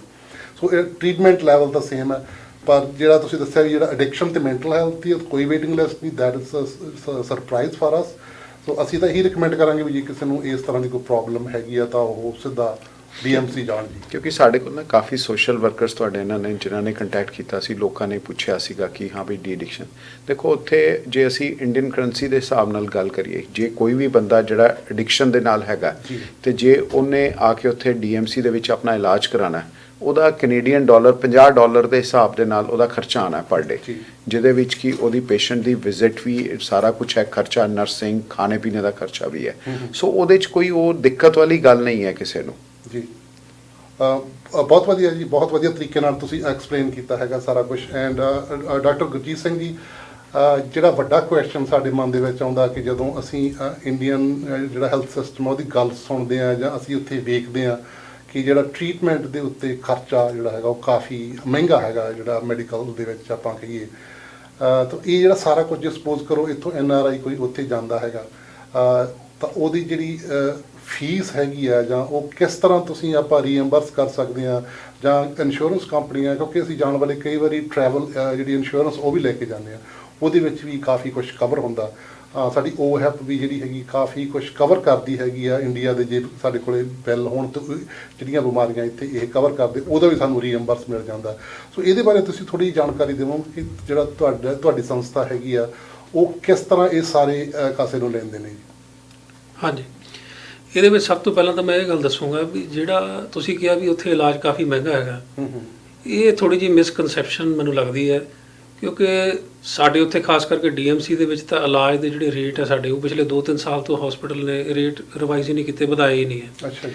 ਇਹਦਾ ਮਤਲਬ ਇਹ ਹੈ ਕਿ ਸਾਡੇ ਉੱਥੇ ਜਿਹੜਾ ਇਲਾਜ ਹੈ ਉਹ ਕਾਫੀ ਚੀਪ ਹੈ। ਹੁਣ ਡਿਪੈਂਡ ਇਹ ਕਰਦਾ ਕਿ ਜੇ ਪੇਸ਼ੈਂਟ, ਜਿਵੇਂ ਡਾਕਟਰ ਸਾਹਿਬ ਨੇ ਦੱਸਿਆ ਕਿ ਪਹਿਲਾਂ ਹੀ ਆਪਣਾ ਇਲਾਜ ਸ਼ੁਰੂ ਕਰ ਦੇਵੇ ਔਰ OPD 'ਚ ਆ ਜਾਵੇ ਸਟਾਰਟਿੰਗ ਦੇ ਵਿੱਚ ਹੀ, ਤਾਂ ਡਿਜ਼ੀਜ਼ ਵੱਧਦੀ ਨਹੀਂ ਹੈ। ਜਦੋਂ ਡਿਜ਼ੀਜ਼ ਵੱਧਦੀ ਨਹੀਂ ਹੈ ਤਾਂ ਖਰਚਾ ਬਹੁਤ ਘੱਟ ਹੁੰਦਾ, ਕਿਉਂਕਿ ਉਹ ਪਹਿਲਾਂ ਹੀ ਪ੍ਰੀਕਾਸ਼ਨਰੀ ਮੈਜਰ ਤੇ ਪੇਸ਼ੈਂਟ ਆ ਜਾਂਦਾ ਹੈ। ਪਰ ਜੇ ਹੁਣ ਪੇਸ਼ੈਂਟ ਨੇ ਡਿਜ਼ੀਜ਼ ਬਹੁਤ ਵਧਾ ਲਈ ਹੋਈ ਹੈ ਔਰ ਇੱਕ ਐਸੀ ਸਟੇਜ ਤੇ ਪਹੁੰਚ ਚੁੱਕਿਆ ਕਿ ਮਲਟੀ ਕੰਪਲਿਕੇਸ਼ਨਸ ਦੇ ਵਿੱਚ ਜਾ ਚੁੱਕਿਆ, ਤਾਂ ਫਿਰ ਉਸ ਕੇਸ ਦੇ ਵਿੱਚ ਹਾਈ ਐਂਡ ਮੈਡੀਸਨ ਵੀ ਯੂਜ਼ ਹੋਣੀ ਹੈ, ਵੈਂਟੀਲੇਟਰ ਸਪੋਰਟ ਤੇ ਵੀ ਜਾਣਾ, ICU ਕੇਅਰ ਵੀ ਹੋਣੀ ਹੈ। ਫਿਰ ਸਾਨੂੰ ਲੱਗਦਾ ਕਿ ਇਲਾਜ ਮਹਿੰਗਾ ਹੋ ਗਿਆ। ਤਾਂ ਥੋੜਾ ਜਿਹਾ ਇਹਦੇ ਵਿੱਚ ਲੋਕਾਂ ਨੂੰ ਆਪਣਾ ਜਿਹੜਾ ਪ੍ਰੀਵੈਂਟਿਵ ਹੈਲਥ ਹੈ ਉਹਦੇ ਤੇ ਜ਼ਿਆਦਾ ਜ਼ੋਰ ਦੇਣਾ ਚਾਹੀਦਾ। ਸਾਲਾਨਾ ਜਿਹੜੇ ਆਪਣੇ ਹੈਲਥ ਚੈੱਕਅਪ ਕਰਾਉਣੇ ਚਾਹੀਦੇ ਆ, ਥੋੜਾ ਜਿਹਾ ਆਪਣਾ ਹੈਲਥ ਦਾ ਧਿਆਨ ਰੱਖਣਗੇ ਤਾਂ ਮਹਿੰਗਾ ਇਲਾਜ ਖਾਸ ਕਰਕੇ ਪੰਜਾਬ ਦੇ ਵਿੱਚ ਸਾਡੇ DMC 'ਚ ਤਾਂ ਉਹ ਬੜੇ ਸਸਤੇ 'ਚ ਹੋ ਸਕਦਾ। ਦੂਸਰੀ ਜਿਹੜੀ ਗੱਲ ਆ ਗਈ ਹੁਣ ਆਪਣੀ ਇੰਸ਼ੋਰੈਂਸ ਦੀ। ਇੰਸ਼ੋਰੈਂਸ ਦੇ ਵਿੱਚ ਇਸ ਤਰ੍ਹਾਂ ਕਿ ਜਦੋਂ ਬੰਦਾ ਟਰੈਵਲ ਕਰਦਾ ਉਹਦੀ ਇੱਕ ਟਰੈਵਲ ਇੰਸ਼ੋਰੈਂਸ ਹੁੰਦੀ ਹੈ, ਉਹ ਪਹਿਲਾਂ ਇਹ ਦੇਖ ਲਵੇ ਕਿ ਉਹਦੇ 'ਚ ਕੈਸ਼ਲੈਸ ਫੈਸਿਲਿਟੀ ਹੈਗੀ ਹੈ, ਤਾਂ ਉਸ ਤੋਂ ਬਾਅਦ ਉਹ ਕੰਪਨੀ ਨੂੰ ਆਪਣੀ ਨੂੰ ਨੋਟ ਕਰਕੇ ਰੱਖੇ। ਜਦੋਂ ਲੋੜ ਪੈਂਦੀ ਹੈ ਹਸਪੀਟਲਾਈਜੇਸ਼ਨ ਦੀ, ਸਾਡਾ ਜਿਹੜਾ ਅਸੀਂ ਇਹ ਨੰਬਰ ਦਿੱਤਾ ਔਰ ਅਸੀਂ ਉੱਥੇ ਇੰਟਰਨੈਸ਼ਨਲ ਪੇਸ਼ੈਂਟ ਸੈੱਲ ਬਣਾਇਆ, ਉੱਥੇ ਹਸਪੀਟਲ ਦੇ ਵਿੱਚ ਚਾਹੇ ਫੋਨ ਕਰ ਲਵੇ ਆ ਕੇ ਸਾਨੂੰ, ਚਾਹੇ ਸਾਨੂੰ ਸੰਪਰਕ ਕਰ ਲਵੇ, ਤਾਂ ਅਸੀਂ ਉਹਨਾਂ ਦੀ ਇੰਸ਼ੋਰੈਂਸ ਕੰਪਨੀ ਨੂੰ ਇੱਕ ਈਮੇਲ ਪਾ ਦਿੰਦੇ ਹਾਂ with all the medical condition of the patient, ਸਾਰੇ ਉਹਦੇ ਮੈਡੀਕਲ ਕੰਡੀਸ਼ਨ ਰਿਕਾਰਡਸ ਉਹਦੇ ਅਸੀਂ ਭੇਜ ਦਿੰਦੇ ਹਾਂ। ਅੱਗੋਂ ਇੰਸ਼ੋਰੈਂਸ ਕੰਪਨੀ ਦਾ ਸਾਨੂੰ ਫਿਰ ਰਿਪਲਾਈ ਆਉਂਦਾ, ਉਹ ਸਾਡੇ ਡਾਕਟਰ ਨਾਲ ਉਹਨਾਂ ਦਾ ਡਾਕਟਰ ਰਾਬਤਾ ਕਾਇਮ ਕਰਦਾ ਹੈ, ਕੋਈ ਕੁਐਸਚਨਸ ਪੁੱਛਦੇ ਨੇ, ਕੁਝ ਫਾਰਮ ਭਰਵਾਉਂਦੇ ਨੇ, ਕੁਝ ਜਿਹੜੀ ਅਸੀਂ ਇਨਫੋਰਮੇਸ਼ਨ ਪੇਸ਼ੈਂਟ ਦੀ ਸ਼ੇਅਰ ਕਰਨੇ, ਉਹਦਾ ਰਿਕਾਰਡ ਸ਼ੇਅਰ ਕਰਨਾ, ਉਹਦੇ ਡਿਕਲੇਰੇਸ਼ਨਸ ਵਗੈਰਾ ਸਾਡੇ ਕੋਲ ਲੈਂਦੇ ਨੇ, ਉਹ ਅਸੀਂ ਪੇਸ਼ੈਂਟ ਕੋਲੋਂ ਲੈ ਕੇ ਉਹ ਸਾਰਾ ਕੁਝ ਉਹਨਾਂ ਨੂੰ ਦਿੰਦੇ ਹਾਂ ਔਰ ਇੱਕ ਪ੍ਰੋਸੈਸ ਸ਼ੁਰੂ ਹੋ ਜਾਂਦਾ ਹੈ। ਥੋੜਾ ਜਿਹਾ ਪ੍ਰੋਸੈਸ ਨੂੰ 1-2 ਦਿਨ ਲੱਗਦੇ ਆ ਸ਼ੁਰੂ ਹੋਣ ਨੂੰ, ਕਿਉਂਕਿ ਉਹਨਾਂ ਦੀਆਂ ਕਈ ਫਾਰਮੈਲਿਟੀਜ਼ ਕੰਟਰੀਜ਼ ਦੀਆਂ ਆਪਸ 'ਚ ਹੈਗੀਆਂ ਨੇ। ਉਸ ਤੋਂ ਬਾਅਦ ਬਹੁਤ ਸਾਰੀਆਂ ਕੰਪਨੀਆਂ ਤਾਂ ਸਾਨੂੰ ਕੈਸ਼ਲੈਸ ਫੈਸਿਲਿਟੀ ਦੇ ਦਿੰਦੀਆਂ ਨੇ ਜਾਂ ਖੁਦ ਪੈਸਾ ਟ੍ਰਾਂਸਫਰ ਕਰ ਦਿੰਦੀਆਂ ਨੇ। ਸਾਡੀ ਇੱਕ ਲਿਸਟ ਹੈਗੀ ਹੈ ਕੰਪਨੀਜ਼ ਦੀ, ਜੇ ਉੱਥੇ ਫੋਨ ਕਰਨਗੇ ਤਾਂ ਅਸੀਂ ਉਹ ਸਾਰੀ ਲਿਸਟ ਦੱਸ ਦਵਾਂਗੇ ਕਿਹੜੀਆਂ ਤਾਂ ਡਾਇਰੈਕਟ ਸਾਡੇ ਨਾਲ ਹੈਗੀਆਂ ਔਰ ਕੁਝ ਸਾਨੂੰ ਵਾਇਰ ਟ੍ਰਾਂਸਫਰ ਕਰ ਦਿੰਦੀਆਂ। ਤਾਂ ਪੇਸ਼ੈਂਟ ਨੂੰ ਜੇ ਪੈਸੇ ਕੋਈ ਖਰਚੇ ਵੀ ਹੋਣਗੇ, ਉਹਨੇ ਜਦ ਤੱਕ ਇਹ ਪ੍ਰੋਸੈਸ ਕੰਪਲੀਟ ਹੋਏਗਾ ਅਸੀਂ ਉਹ ਪੈਸੇ ਉਹਨੂੰ ਰਿਫੰਡ ਕਰਾ ਦਾਂਗੇ। ਅਲਟੀਮੇਟਲੀ ਪੇਸ਼ੈਂਟ ਨੂੰ ਕੈਸ਼ਲੈਸ ਫੈਸਿਲਿਟੀ ਮਿਲ ਜੂਗੀ। ਦੂਸਰਾ ਤਰੀਕਾ ਹੈ ਕਿ ਕਈ ਕੰਪਨੀਆਂ ਐਸੀਆਂ ਹੈ ਕਿ ਜਿਹੜੀਆਂ ਕੈਸ਼ਲੈਸ ਫੈਸਿਲਿਟੀ ਨਹੀਂ ਦਿੰਦੀਆਂ ਜਾਂ ਇੰਸ਼ੋਰੈਂਸ 'ਚ ਕੈਸ਼ਲੈਸ ਫੈਸਿਲਿਟੀ ਨਹੀਂ ਹੈਗੀ। ਉਹਦੇ ਵਿੱਚ ਇਹ ਬੈਨੀਫਿਟ ਹੁੰਦਾ ਹੈ ਕਿ ਜਦੋਂ, ਕਿਉਂਕਿ ਡੀਐਮਸੀ ਦੀ ਇੱਕ ਬੜੀ ਰੈਪੂਟੇਸ਼ਨ ਹੈ, ਜਿਹੜਾ ਸਾਡਾ ਰਿਕਾਰਡ ਹੈ ਉਹਦੀ ਬੜੀ ਵੈਲਿਊ ਹੈ। ਜਦੋਂ ਸਾਡੇ ਡਾਕਟਰ ਇੱਕ ਰਿਕਾਰਡ ਇੰਸ਼ੋਰੈਂਸ ਕੰਪਨੀ ਨੂੰ ਟ੍ਰਾਂਸਫਰ ਕਰਦੇ ਆ ਤਾਂ ਉਹਦੀ ਜੈਨੂਇਨਿਟੀ, ਉਹਦੇ ਬਿੱਲ ਦੀ ਜੈਨੂਇਨਿਟੀ, ਉਹਦੇ ਨਾਲ ਉਹਨੂੰ ਇੱਥੇ ਰੀਇੰਬਰਸਮੈਂਟ ਲੈਣੀ ਬਹੁਤ ਆਸਾਨ ਹੋ ਜਾਂਦੀ ਹੈ। ਇੱਕ ਤਾਂ ਉੱਥੋਂ ਕਨਫਰਮੇਸ਼ਨ ਹੋ ਜਾਂਦੀ ਹੈ ਔਰ ਇੰਸ਼ੋਰੈਂਸ ਕੰਪਨੀ ਨੇ ਡਾਇਗਨੋਸਿਸ, ਉਹਦੇ ਕਾਰਨ ਜਿਹੜੇ ਵੀ ਪੁੱਛਣੇ ਹੁੰਦੇ ਆ ਉਹ ਉਸ ਵੇਲੇ ਹੀ ਪੁੱਛ ਲੈਂਦੀ ਹੈ। ਤਾਂ ਜਿਹੜੇ ਉਹਦੇ ਮਨ 'ਚ ਸ਼ੰਕਾ ਹੁੰਦੀ ਹੈ ਕਿ ਕਿਤੇ ਕੋਈ ਡਿਜ਼ੀਜ਼ ਪੁਰਾਣਾ ਤਾਂ ਨਹੀਂ ਜਾਂ ਕੋਈ ਸ਼ਰਾਬ ਨਾਲ ਰਿਲੇਟਡ, ਜੋ ਵੀ ਉਹਨਾਂ ਨੇ ਕੁਐਸਚਨ ਕਰਨੇ ਹੁੰਦੇ ਆ ਉਹ ਕੁਐਸਚਨ ਉੱਥੇ ਹੀ ਹੱਲ ਹੋ ਜਾਂਦੇ। ਜਿਵੇਂ ਐਕਸੀਡੈਂਟ ਕੇਸਿਸ ਦੇ ਵਿੱਚ ਉਹਨਾਂ ਨੂੰ ਹੁੰਦਾ ਕਿ ਕੀ ਸ਼ਰਾਬ ਪੀਤੀ ਹੋਈ ਸੀ ਜਾਂ ਹੋਰ FIR, ਪੁਲਿਸ ਦੀ ਰਿਪੋਰਟ, ਉਹ ਸਾਰੀਆਂ ਅਸੀਂ ਸਹਿਯੋਗ ਕਰਕੇ ਉੱਥੋਂ ਹੀ ਅਸੀਂ ਕੰਪਨੀ ਨੂੰ ਮੇਲ ਕਰ ਦਿੰਦੇ ਹਾਂ। ਤਾਂ ਜਿੰਨੇ ਕੁਐਸਚਨ ਉੱਥੇ ਹੀ ਐਂਡ ਹੋ ਜਾਂਦੇ ਆ। ਤਾਂ ਜਦੋਂ ਬੰਦਾ ਇੱਥੇ ਆਉਂਦਾ, ਸਾਰੇ ਬਿੱਲ ਵਗੈਰਾ ਅਸੀਂ ਉਹਨੂੰ ਆਥੈਂਟੀਕੇਟ ਕਰਕੇ ਸਾਡੇ ਵੱਲੋਂ ਦੇ ਦਿੰਦੇ ਆ ਓਰੀਜਨਲ। ਤਾਂ ਇੱਥੇ ਉਹਨੇ ਸਿਰਫ ਸਬਮਿਟ ਕਰਨੇ ਆ ਔਰ ਉਹਨੂੰ ਰੀਇੰਬਰਸਮੈਂਟ ਮਿਲ ਜਾਣੀ ਹੈ। ਤੀਸਰਾ ਜਿਹੜਾ ਤੁਸੀਂ ਕੁਐਸਚਨ ਪੁੱਛਿਆ OHIP ਬਾਰੇ, ਤਾਂ ਜਿਵੇਂ ਸਾਨੂੰ ਜਾਣਕਾਰੀ ਮਿਲੀ ਹੈ, ਅਸੀਂ ਜਿਹੜਾ ਉੱਥੇ ਦੌਰਾ ਕੀਤਾ ਹੈ ਉਹਦੇ ਵਿੱਚ ਇਹ ਹੈ ਕਿ ਜੇ OHIP ਵਾਲਾ ਬੰਦਾ ਸਾਡੇ ਉੱਥੇ ਵਿਜ਼ਿਟ ਕਰ ਰਿਹਾ ਔਰ ਉਹਨੂੰ ਕੋਈ ਐਮਰਜੈਂਸੀ ਹੋ ਜਾਂਦੀ ਹੈ ਔਰ ਐਮਰਜੈਂਸੀ 'ਚੋਂ ਟ੍ਰੀਟਮੈਂਟ ਕਰਾਉਂਦਾ ਹੈ, ਤਾਂ ਉਹ ਟ੍ਰੀਟਮੈਂਟ ਦੀ ਰੀਇੰਬਰਸਮੈਂਟ ਦੇ ਉਹ ਐਲੀਜੀਬਲ ਹੈਗਾ ਇੱਥੇ।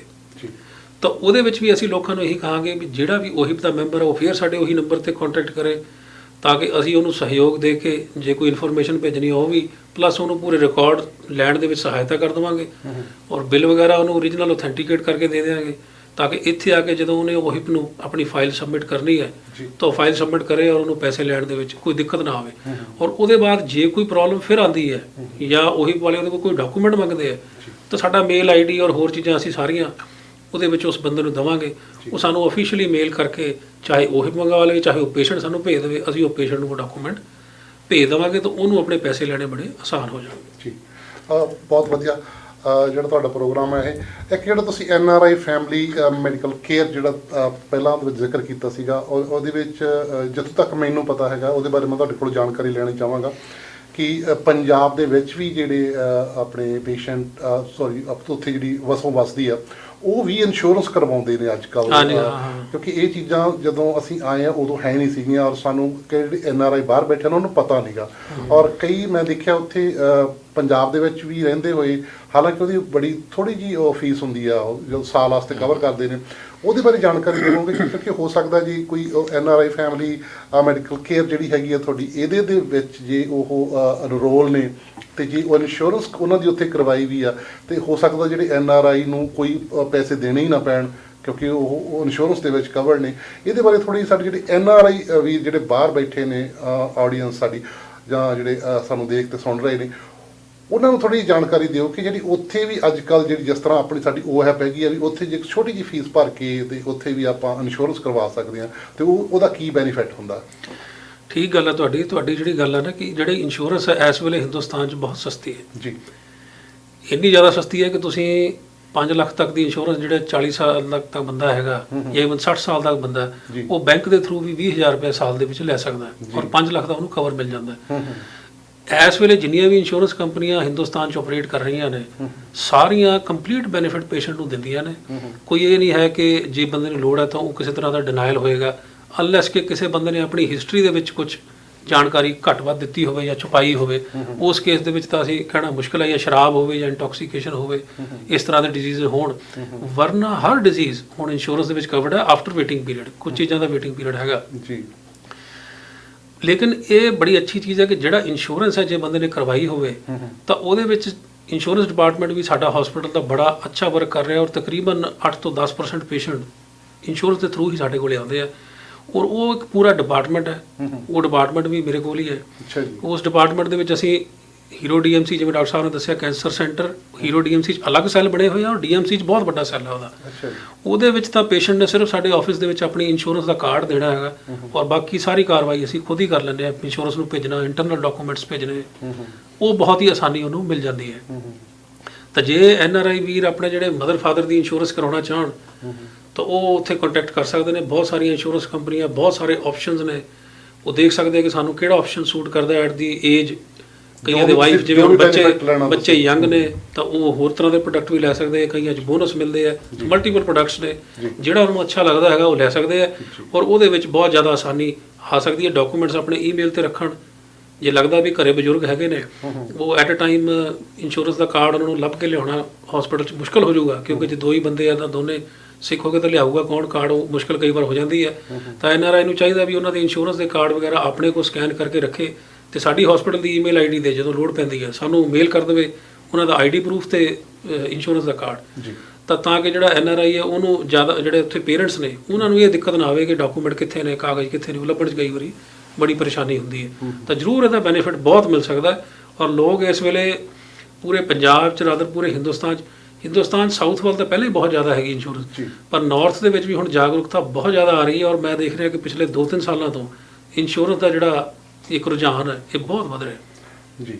ਇਹਦੇ ਵਿੱਚ ਮੈਂ ਇੱਕ ਚੀਜ਼ ਐਡ ਕਰਨਾ ਚਾਹੂੰਗਾ, ਸਪੈਸ਼ਲੀ ਜਿਹੜੇ ਆਪਣੇ ਐਨਆਰਆਈ ਵੀਰ ਹੈ, ਅਗਰ ਉਹ ਆਪਣੇ ਇੱਥੇ ਨੀਅਰ ਡੀਅਰ ਦੀ ਇੰਸ਼ੋਰੈਂਸ ਕਰਵਾ ਲੈਂਦੇ ਤੇ ਨਾਲ ਐਨਆਰਆਈ ਫੈਮਿਲੀ ਕੇਅਰ ਪੈਨ ਵੀ ਲੈ ਲੈਂਦੇ ਨੇ, ਕਿਉਂਕਿ ਇਹਦੇ ਦੀ ਕੋਈ ਅਸੀਂ ਫੀਸ ਐਕਸਟਰਾ ਫੀਸ ਨਹੀਂ ਰੱਖੀ ਹੋਈ ਹੈ ਤੇ ਇਹਦੇ ਵਿੱਚ ਉਹਨਾਂ ਨੂੰ ਟਰਾਂਸਪੋਰਟੇਸ਼ਨ ਫੈਸਿਲਿਟੀ ਅਸੀਂ ਆਪਣੇ ਆਪ ਪ੍ਰੋਵਾਈਡ ਕਰ ਦਾਂਗੇ ਤੇ ਜਿਹੜੀ ਅਸੀਂ ਜਿਹੜੀ ਹਸਪੀਟਲ ਦੇ ਚਾਰजेस ਹੈ ਉਹ ਅਸੀਂ ਇੰਸ਼ੋਰੈਂਸ ਪਲਾਨ ਦੇ ਥਰੂ ਲੈ ਲਾਂਗੇ। ਪਲੱਸ ਇਹਦੇ ਵਿੱਚ ਉਹਨਾਂ ਲਈ ਬੜੀ ਈਜ਼ੀ, ਦੋਨੋਂ ਚੀਜ਼ਾਂ ਉਹਨਾਂ ਲਈ ਬੜੀ ਸਹੂਲੀਅਤ ਹੋ ਜਾਏਗੀ। ਨਾਲ ਜਿਵੇਂ ਡਾਕਟਰ ਸਾਹਿਬ ਨੇ ਕਿਹਾ ਨਾ ਵੀ ਉਹਦੇ ਵਿੱਚ ਇਹ ਵੀ ਹੈ ਵੀ ਜਿਹੜੀ ਚੀਜ਼ ਇੰਸ਼ੋਰੈਂਸ ਬਾਈ ਚਾਂਸ ਨਹੀਂ ਕਵਰ ਕਰਦੀ, ਕਿਸੇ ਵੇਲੇ ਹੋ ਜਾਂਦਾ ਵੀ ਕਿਸੇ ਪਾਲਿਸੀ ਦੇ ਵਿੱਚ 50% ਕੋ ਪੇਮੈਂਟ ਹੁੰਦੀ ਹੈ ਜਾਂ ਕਿਤੇ ਰੂਮ ਰੈਂਟ ਘੱਟ ਹੁੰਦਾ, ਤਾਂ ਉਹਦੇ ਵਿੱਚ ਉਹ ਚੀਜ਼ਾਂ ਐਨਆਰਆਈ ਪਲਾਨ 'ਚੋਂ ਕਵਰ ਹੋ ਜਾਣਗੀਆਂ ਤਾਂ ਜਿਹੜਾ ਉੱਥੇ ਪੇਸ਼ੈਂਟ ਹੋਊਗਾ ਉਹਨੂੰ ਕੋਈ ਪੈਸਾ ਨਹੀਂ ਦੇਣਾ ਪਊਗਾ। ਠੀਕ ਹੈ ਜੀ। ਸੋ ਇਹਦੇ ਨਾਲ ਜਿਹੜਾ ਸਾਡੇ ਜਿਹੜੇ ਇੱਥੋਂ ਕਈ ਵਾਰੀ ਹੁੰਦਾ ਕਿ ਐਕਸਟਰਾ ਬਰਡਨ ਨਹੀਂ ਪੈਂਦਾ ਉਹਦੇ ਨਾਲ, ਕਿਉਂਕਿ ਥੋੜੀ ਜਿਹੀ ਇੱਕ 20,000 ਤੋਂ ਤੁਸੀਂ ਕਿਹਾ 20,000 ਦੇ ਨਾਲ 5 ਲੱਖ ਦੀ ਕਵਰੇਜ ਹੁੰਦੀ ਹੈਗੀ ਆ। ਉਹ ਹਾਈ ਏਜ ਤੇ ਦੱਸਿਆ ਤੁਹਾਨੂੰ, ਸਮਾਲ ਏਜ ਦੇ ਵਿੱਚ ਤਾਂ ਜਿਵੇਂ ਵਾਈਫ ਤੇ ਬੱਚੇ ਨੇ ਉਹ ਤਾਂ ਫਿਰ ਹੋਰ ਵੀ ਘੱਟ ਹੈ। ਅੱਛਾ ਜੀ। ਮਗੇ ਉਹਦੇ ਤੇ ਸਿਰਫ 7,000 ਰੁਪਏ ਤੱਕ ਦਾ 7,000 ਰੁਪਏ ਤੱਕ ਦਾ ਹੈਗਾ। ਪਰ ਇੱਕ ਚੀਜ਼, ਜਦੋਂ ਵੀ ਇੰਸ਼ੋਰੈਂਸ ਪਲਾਨ ਕਦੀ ਵੀ ਖਰੀਦਣਾ ਜੀ, ਉਹਦੇ 'ਚ ਕਾਫੀ ਵਾਰੀ ਅਸੀਂ ਦੇਖਦੇ ਹੁੰਦੇ ਹਾਂ ਕਿ ਲੋਕੀ ਆਪਣੀਆਂ ਬਿਮਾਰੀਆਂ ਲੁਕਾ ਜਾਂਦੇ ਆ। ਜੀ ਜੀ। ਉਹ ਨਹੀਂ ਕਿਸੇ ਨੂੰ ਕਰਨਾ ਚਾਹੀਦਾ। ਆਪਣੀਆਂ ਬਿਮਾਰੀਆਂ, ਜਦੋਂ ਵੀ ਇੰਸ਼ੋਰੈਂਸ ਪਲਾਨ ਲਓ ਆਪਣੀ ਬਿਮਾਰੀਆਂ ਬਾਰੇ ਜ਼ਰੂਰ ਦੱਸੋ, ਕਿਉਂਕਿ ਕਈ ਵਾਰੀ ਜਦੋਂ ਬਾਅਦ 'ਚ ਹੁੰਦਾ ਕਿ ਸਾਡੇ ਕੋਲ ਆਉਂਦਾ ਕਿ ਸਾਡਾ ਕਲੇਮ ਰਿਜੈਕਟ ਹੋ ਗਿਆ, ਉਹ ਸਿਰਫ ਤਾਂ ਰਿਜੈਕਟ ਹੋਏਗਾ ਜੇ ਤੇ ਕਿਸੇ ਨੂੰ ਬਿਮਾਰੀ ਸ਼ਰਾਬ ਕਰਕੇ ਹੋਏਗੀ ਜਾਂ ਕਿਸੇ ਨੂੰ ਪਹਿਲਾਂ ਸ਼ੂਗਰ ਹੈ ਉਹਨੇ ਦੱਸਿਆ ਨਹੀਂ ਪਰ 2 ਸਾਲ ਬਾਅਦ ਲੋੜ ਪਈ ਤੇ ਗੁਰਦੇ ਖਰਾਬ ਹੈ ਤੇ ਡਾਕਟਰ ਨੇ ਜੇ ਕਹਿਤਾ ਕਿ ਗੁਰਦੇ ਸ਼ੂਗਰ ਕਰਕੇ ਖਰਾਬ ਹੈ, ਉੱਥੇ ਦੇ ਡਾਕਟਰ ਨੂੰ ਪਤਾ ਲੱਗ ਗਿਆ, ਉੱਥੇ ਜਿਹੜਾ ਇੰਸ਼ੋਰੈਂਸ ਦਾ ਵੀ ਡਾਕਟਰ ਹੈ ਉਹਨਾਂ ਨੇ ਉਹ ਕਲੇਮ ਰਿਜੈਕਟ ਕਰ ਦੇਣੇ, ਕਿਉਂਕਿ ਉਹਨਾਂ ਦੀ ਇਨਫੋਰਮੇਸ਼ਨ ਮਿਲੀ ਸੀਗੀ। ਮਤਲਬ ਕਿ ਤੁਸੀਂ ਆਪਣੇ ਬਿਮਾਰੀਆਂ ਦੱਸੋ, ਉਹਦੇ ਨਾਲ ਥੋੜਾ ਜਿਹਾ ਤੁਹਾਡਾ ਪ੍ਰੀਮੀਅਮ ਸ਼ੁਰੂ 'ਚ ਜ਼ਰੂਰ ਵਧੇਗਾ। ਮੈਂ ਵੀ ਇਹੀ ਗੱਲ ਕਹਿਣ ਲੱਗਾ, ਸਾਲ 2 ਸਾਲ ਬਾਅਦ ਤੁਹਾਡੀਆਂ ਬਿਮਾਰੀਆਂ ਕਵਰ ਹੋ ਜਾਣਗੀਆਂ, ਤੁਹਾਨੂੰ ਕੋਈ ਦਿੱਕਤ ਨਹੀਂ ਹੋਏਗੀ। ਸੋ ਜਦੋਂ ਵੀ ਇੰਸ਼ੋਰੈਂਸ ਕਰਨੀ ਆ ਉਦੋਂ ਝੂਠ ਨਾ ਬੋਲ ਕੇ, ਮਤਲਬ ਕਿ ਆਪਣੀਆਂ ਬਿਮਾਰੀਆਂ ਨਾ ਲੁਕਾ ਕੇ ਦੱਸਣ, ਕਿਉਂਕਿ ਲੋਕਾਂ ਨੂੰ ਬੜਾ ਹੁੰਦਾ ਕਿ ਹਾਂ ਵੀ ਕਲੇਮ ਆਪਣਾ ਪ੍ਰੀਮੀਅਮ ਘਟਾਉਣ ਵਾਸਤੇ ਕਿ ਬਿਮਾਰੀਆਂ ਨਾ ਡਿਕਲੇਅਰ ਕਰੋ, ਕੁਝ ਹਜ਼ਾਰ ਘਟਾ ਕੇ ਅਸੀਂ ਨੁਕਸਾਨ ਲੱਖਾਂ ਦਾ ਨੁਕਸਾਨ ਕਰਨ। ਸੋ ਇਹ ਹੈਗਾ।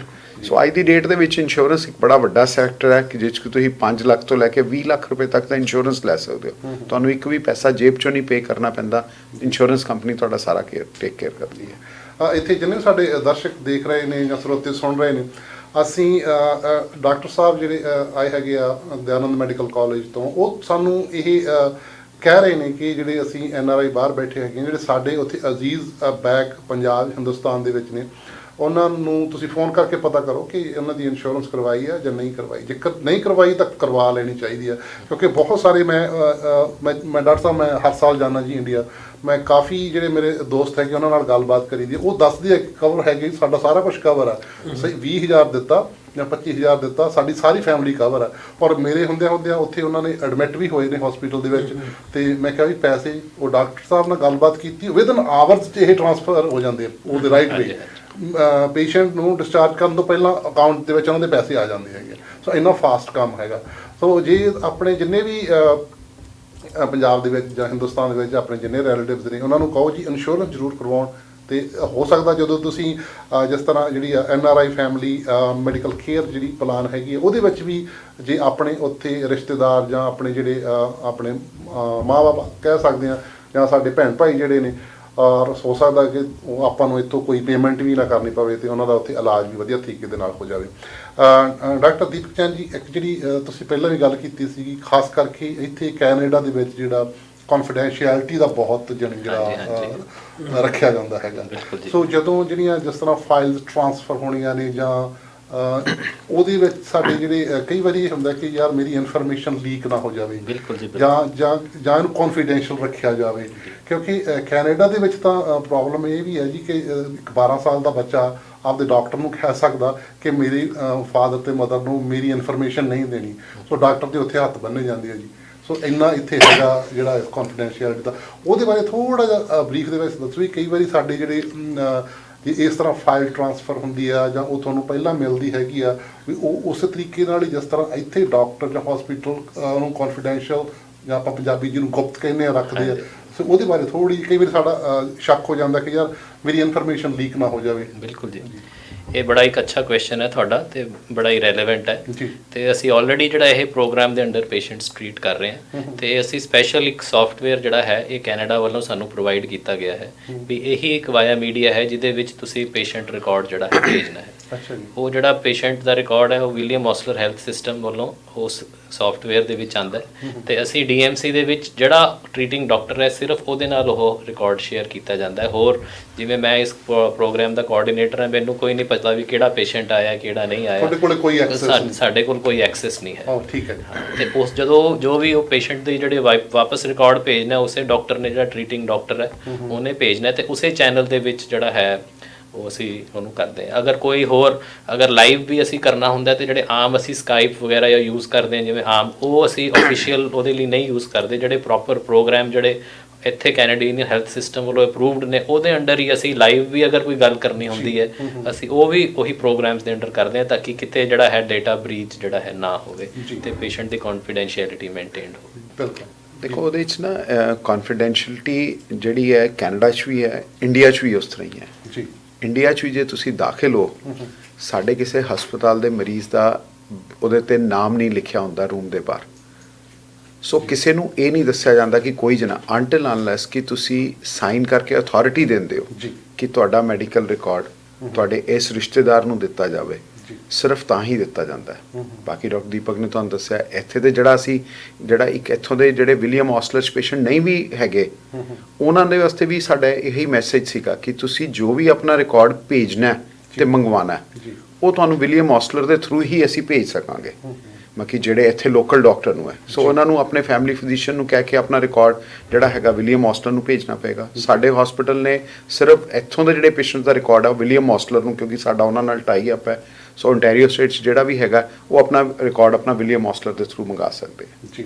ਸੋ ਮੈਨੂੰ ਇਸ ਤਰ੍ਹਾਂ ਲੱਗ ਰਿਹਾ ਤੁਹਾਡੀ ਸਾਰੀ ਗੱਲਬਾਤ ਤੋਂ ਕਿ ਜਿਹੜਾ ਉਹ ਹਸਪੀਟਲ ਤਾਂ ਪੰਜਾਬ ਦੇ ਵਿੱਚ ਵੀ ਲੱਗਦਾ ਇਦਾਂ ਹੀ ਹੈ ਕਿ ਬਰੈਂਪਟਨ ਦੇ ਵਿੱਚ ਹੀ ਹੈ ਤੁਸੀਂ ਆਪਾਂ ਕਹਿ ਸਕਦੇ ਹਾਂ ਜੀ, ਕਿਉਂਕਿ ਜਿਹੜਾ ਇਹ ਸਾਰਾ ਕੁਝ ਟ੍ਰਾਂਸਫਰ ਹੋਣਾ ਸਰ ਮੈਨੂੰ ਲੱਗਦਾ ਜੇ ਪੇਸ਼ੈਂਟ ਜਾਂ ਜਿਹੜਾ ਸਾਡਾ ਜਿਹੜਾ ਅਜ਼ੀਜ਼ ਹੈ ਜਾਂ NRI ਉਹ ਜੇ ਪੰਜਾਬ 'ਚ ਬੈਠਾ ਤਾਂ ਉਹਨੂੰ ਇਸ ਚੀਜ਼ ਦਾ ਡਰ ਨਹੀਂਗਾ ਕਿ ਮੈਨੂੰ ਮੇਰਾ ਇੱਥੇ ਇਲਾਜ ਨਹੀਂ ਹੋ ਸਕਦਾ। ਸਮਝ ਲਓ ਉਹ ਬਰੈਂਪਟਨ ਦੇ ਵਿੱਚ ਹੀ ਬੈਠਾ, ਮੈਡੀਕਲ ਦੇ ਜੇ ਕੋਈ ਪ੍ਰੋਬਲਮ ਆਉਂਦੀ ਆ ਤਾਂ ਬਾਕੀ ਦਾ ਹੋਰ ਏਰੀਆਜ਼ ਦਾ ਆਪਾਂ ਗਾਰੰਟੀ ਨਹੀਂ ਕਰ ਸਕਦੇ, ਪਰ ਮੈਡੀਕਲ ਦੇ ਵਿੱਚ ਜੇ ਕੋਈ ਬਿਮਾਰੀ ਕੋਈ ਪ੍ਰੋਬਲਮ ਜਾਂ ਹੈਲਥ ਕੰਡੀਸ਼ਨ ਖਰਾਬ ਹੁੰਦੀ ਆ ਜਾਂ ਕੋਈ ਵੀ ਇਹੋ ਜਿਹੀ ਸਿਚੁਏਸ਼ਨ ਬਣਦੀ ਹੈ ਕਿ ਹਸਪੀਟਲ ਜਾਣਾ ਪੈ ਜੇ ਤਾਂ ਉਹ ਦਯਾਨੰਦ ਮੈਡੀਕਲ ਕਾਲਜ ਹੀ ਹੈ ਜੀ ਹਸਪੀਟਲ ਜਿਹੜਾ ਆਪਣਾ ਉੱਥੇ ਪਹੁੰਚ ਸਕਦਾ। ਤਾਂ ਸਮਝ ਲਓ ਬਰੈਂਪਟਨ ਦੇ ਵਿਲੀਅਮ ਔਸਲਰ ਹਸਪੀਟਲ ਦੇ ਵਿੱਚ ਪਹੁੰਚ ਗਿਆ। ਔਰ ਮੈਂ ਸਾਡਾ ਜੀ ਇੱਥੇ ਬਹੁਤ ਜਿਹੜਾ ਇਹ ਆਮ ਹੈਗਾ ਕਿ ਸਾਨੂੰ ਜਦੋਂ ਅਸੀਂ ਐਮਰਜੈਂਸੀ ਜਾਂਦੇ ਹਾਂ ਤਾਂ ਸਾਨੂੰ 5-5 6-6 ਘੰਟੇ ਵੇਟ ਕਰਨੀ ਪੈਂਦੀ ਹੈ ਕਿਉਂਕਿ ਜਿਹੜੀ ਉਹ ਵੋਲੀਅਮ ਜ਼ਿਆਦਾ ਹੈ ਜੀ ਅਤੇ ਸਾਡੇ ਕੋਲੇ ਜਿਹੜਾ ਸਟਾਫ ਘੱਟ ਹੈ। ਸੋ ਉੱਥੇ ਤਾਂ ਮੈਨੂੰ ਲੱਗਦਾ ਵੀ ਇਸ ਤਰ੍ਹਾਂ ਦੀ ਚੀਜ਼ ਮੈਨੂੰ ਲੱਗਦਾ ਵੀ ਕਈ ਵਾਰੀ ਇਸ ਤਰ੍ਹਾਂ ਹੋ ਸਕਦਾ ਕਈ ਵਾਰੀ, ਕਿਉਂਕਿ ਜਿਹੜੇ ਪੇਸ਼ੈਂਟ ਵੇਖਣ 'ਚ ਆਇਆ ਕਿ ਮੈਨੂੰ ਲੱਗਦਾ ਫਲਾਈਟ ਲੈ ਕੇ ਜਾ ਕੇ ਐਡਮਿਟ ਪਹਿਲਾਂ ਹੋ ਸਕਦੇ ਆ ਦਯਾਨੰਦ ਮੈਡੀਕਲ ਹਸਪੀਟਲ ਦੇ ਵਿੱਚ, ਇੱਥੇ ਹੋ ਸਕਦਾ 12 ਘੰਟੇ ਲੱਗ ਜਾਂਦੇ, 12 ਘੰਟੇ 'ਚ ਫਲਾਈਟ ਉੱਥੇ ਪਹੁੰਚ ਜਾਂਦੀ ਆ। ਵੀ ਉੱਥੇ ਜਿਸ ਤਰ੍ਹਾਂ ਤੁਸੀਂ ਦੱਸ ਰਹੇ ਹੋ ਕਿ ਵੇਟਿੰਗ ਹੈ ਹੀ ਨਹੀਂ ਗੀ, ਵੇਟਿੰਗ ਨਾਂ ਦੀ ਕੋਈ ਚੀਜ਼ ਹੀ ਨਹੀਂ ਗੀ ਸਾਡੇ ਤਾਂ ਐਮਰਜੈਂਸੀ ਦੇ ਵਿੱਚ। ਫਿਰ ਉਹ ਜੇ ਘੱਟ ਹੈਗੀ ਆ ਤਕਲੀਫ ਤਾਂ ਉਹ ਪਿੱਛੇ ਕਰੀ ਜਾਂਦੇ ਆ, ਕਿਉਂਕਿ ਜਿਵੇਂ ਐਮਰਜੈਂਸੀ ਜ਼ਿਆਦਾ ਆਈ ਜਾਂਦੀ ਆ ਤਾਂ ਜਿਹੜੇ ਵੱਡੀ ਐਮਰਜੈਂਸੀ ਵਾਲੇ ਉਹਨਾਂ ਨੂੰ ਪਹਿਲਾਂ ਲੈ ਲਿਆ ਜਾਂਦਾ।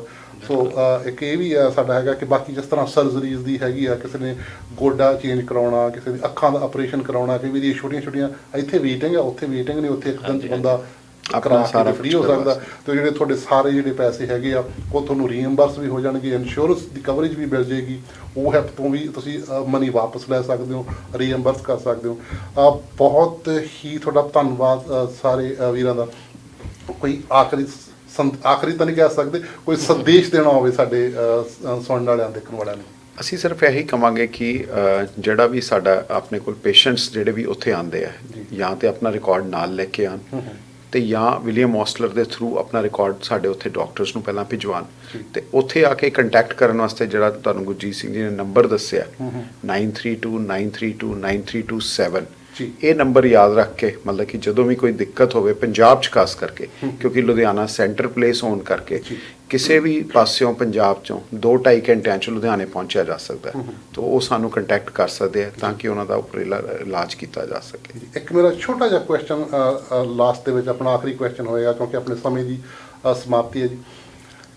ਸਪੋਜ਼ ਕਰੋ ਜਿਸ ਤਰ੍ਹਾਂ ਮੈਂ ਜੀ ਬਰੈਂਪਟਨ ਹਸਪੀਟਲ ਨਾਲ ਮੇਰਾ ਕੋਈ ਟਾਈ ਅਪ ਨਹੀਂ, ਇਹਨਾਂ ਕੋਲ ਮੇਰਾ ਕੋਈ ਰੈਕਡ ਨਹੀਂ, ਮੇਰਾ ਕਰੈਲਡ ਵੈਲੀ ਹਸਪੀਟਲ ਦੇ ਵਿੱਚ ਜਾਂ ਟ੍ਰੇਲੀਅਮ ਹਸਪੀਟਲ ਦੇ ਵਿੱਚ ਜਿਹੜੇ ਦੂਜੇ ਹਸਪੀਟਲ ਆ, ਉੱਥੋਂ ਜੇ ਮੈਂ ਸਪੋਜ਼ ਕਰੋ ਆਪਣਾ ਜਿਹੜੀ ਇਨਫੋਰਮੇਸ਼ਨ ਆ ਉਹ ਲੈ ਕੇ ਤੇ ਵਿਲੀਅਮ ਔਸਲਰ ਹਸਪੀਟਲ ਦੇ ਥਰੂ ਤੁਹਾਨੂੰ ਭੇਜ ਸਕਦਾ, ਜਾਂ ਕਿ ਮੈਂ ਬਰੈਂਪਟਨ ਦਾ ਹੀ ਵਸਨੀਕ ਹੋਣਾ ਚਾਹੀਦਾ ਜਾਂ ਬਰੈਂਪਟਨ ਹਸਪੀਟਲ ਦਾ ਹੀ ਪੇਸ਼ੈਂਟ ਹੋਣਾ ਚਾਹੀਦਾ? ਦੇਖੋ, ਇੱਕ ਰਿਕਾਰਡ ਭੇਜਣ ਦਾ ਜ਼ਰੀਆ ਤੁਹਾਡੇ ਕੋਲ ਵਿਲੀਅਮ ਔਸਲਰ ਹੋ ਸਕਦਾ, ਕਿਉਂਕਿ ਤੁਹਾਡੇ ਇੱਥੇ ਫੈਮਿਲੀ ਫਿਜ਼ੀਸ਼ੀਅਨ ਨੇ ਜਾਂ ਤੁਹਾਡੇ ਕਿਸੇ ਵੀ ਹਸਪੀਟਲ ਨੇ ਰਿਕਾਰਡ ਉਸ ਤਰ੍ਹਾਂ ਦੇ ਭੇਜਣਾ ਨਹੀਂ ਹੈ। ਅਦਰਵਾਈਜ਼ ਸਾਡੇ ਕੋਲ ਜਿਹੜੇ ਕੁਝ ਪੇਸ਼ੈਂਟਸ ਆਉਂਦੇ ਆ, ਜਿਹੜੇ ਆਊਟਡੋਰ ਦੇ ਆਉਂਦੇ ਆ ਜਾਂ ਉਸ ਤਰ੍ਹਾਂ ਆਉਂਦੇ ਆ, ਉਹਨਾਂ ਦੇ ਡਾਕਟਰ ਸਾਨੂੰ ਈਮੇਲ ਕਰਕੇ ਉਹਦਾ ਪੇਸ਼ੈਂਟਸ ਦਾ ਰਿਕਾਰਡ ਭੇਜ ਦਿੰਦੇ। ਬਟ ਸਾਡੇ ਵਾਸਤੇ ਇੱਕ ਬੜੀ ਵੱਡੀ ਪ੍ਰੋਬਲਮ ਹੁੰਦੀ ਹੈ ਕਿ ਅਸੀਂ ਰਿਕਾਰਡ ਕਿਹਨੂੰ ਭੇਜਣਾ ਹੈ। ਸਾਡੇ ਵਾਸਤੇ ਇਹ ਹੈਗਾ ਕਿ ਅਸੀਂ ਤੇ ਜੋ ਟ੍ਰੀਟਮੈਂਟ ਕਰਨੀ ਹੈ, ਅਸੀਂ ਉਹਦਾ ਡਿਟੇਲ ਰਿਕਾਰਡ ਅੱਜ ਕੱਲ੍ਹ ਪੇਸ਼ੈਂਟਸ ਨੂੰ ਦੇ ਦਿੰਦੇ ਆ ਨਾਲ, ਸੌਫਟ ਕਾਪੀ, ਹਾਰਡ ਕਾਪੀ, ਤੁਹਾਡੇ ਐਕਸ-ਰੇਜ਼, ਤੁਹਾਡੇ ਇਮੇजेस ਜਿੰਨੇ ਵੀ ਹੈ, ਅਸੀਂ ਸੌਫਟ ਕਾਪੀ ਦੇ ਦਿੰਦੇ ਆ। ਸਾਡੀ ਕਮਿਊਨਿਟੀ ਮੀਟਿੰਗਸ ਦੇ ਵਿੱਚ ਵੀ ਗੱਲ ਹੋਈ ਕਾਫੀ ਲੋਕਾਂ ਨਾਲ, ਜਿਨ੍ਹਾਂ ਨੇ ਕੈਂਸਰ ਵਾਸਤੇ ਇਲਾਜ ਇੰਡੀਆ 'ਚੋਂ ਕਰਵਾਇਆ, ਸਾਰੇ ਆ ਕੇ ਰਿਕਾਰਡ ਇੱਥੇ ਦੇ ਦਿੰਦੇ, ਰਿਕਾਰਡ ਇੱਥੇ ਫੀਡ ਕੀਤੇ ਜਾ ਸਕਦੇ। ਉਹ ਫਿਰ ਤੁਹਾਡੀ ਰਿਸਪੌਂਸਿਬਿਲਿਟੀ ਹੈ। ਉਹਦੇ ਵਿੱਚ ਹਸਪੀਟਲ ਕੱਲ੍ਹ ਨੂੰ ਸਾਨੂੰ ਤੁਸੀਂ ਕਹੋਗੇ, ਅਸੀਂ ਉਹਦੀ ਕਾਪੀ ਵੀ ਤੁਹਾਨੂੰ ਬਾਅਦ 'ਚ ਵੀ ਭੇਜ ਸਕਦੇ ਹਾਂ, ਸਾਨੂੰ ਉਹਦੇ 'ਚ ਕੋਈ ਦਿੱਕਤ ਨਹੀਂ। ਜਿਹੜਾ ਹਜੇ ਤੱਕ ਸਾਡਾ ਰਾਬਤਾ ਹੋਇਆ ਉਹ ਵਿਲੀਅਮ ਔਸਲਰ ਦੇ ਨਾਲ ਹੋਇਆ, ਹੋਰ ਕਿਸੇ ਹਸਪੀਟਲ ਨਾਲ ਸਾਡਾ ਹੈ ਨਹੀਂ ਹੈ। ਸੋ ਉਸ ਬਾਰੇ ਅਸੀਂ ਕੁਝ ਇਹ ਨਹੀਂ ਕਹਿ ਸਕਦੇ ਕਿ ਅਸੀਂ ਉਹਨਾਂ ਨੂੰ, ਬਟ ਜਿਹੜਾ ਤੁਹਾਡਾ ਰਿਕਾਰਡ ਹੈ ਉਹ ਤੁਹਾਨੂੰ ਦਿੱਤਾ ਜਾਏਗਾ ਜੀ। ਸੋ ਮੈਨੂੰ ਲੱਗਦਾ ਕਿ ਜਿਹੜਾ ਤੁਹਾਡਾ ਮੇਰਾ ਕੁਐਸਚਨ ਸੀਗਾ ਉਹ ਆਨਸਰ ਹੋ ਗਿਆ।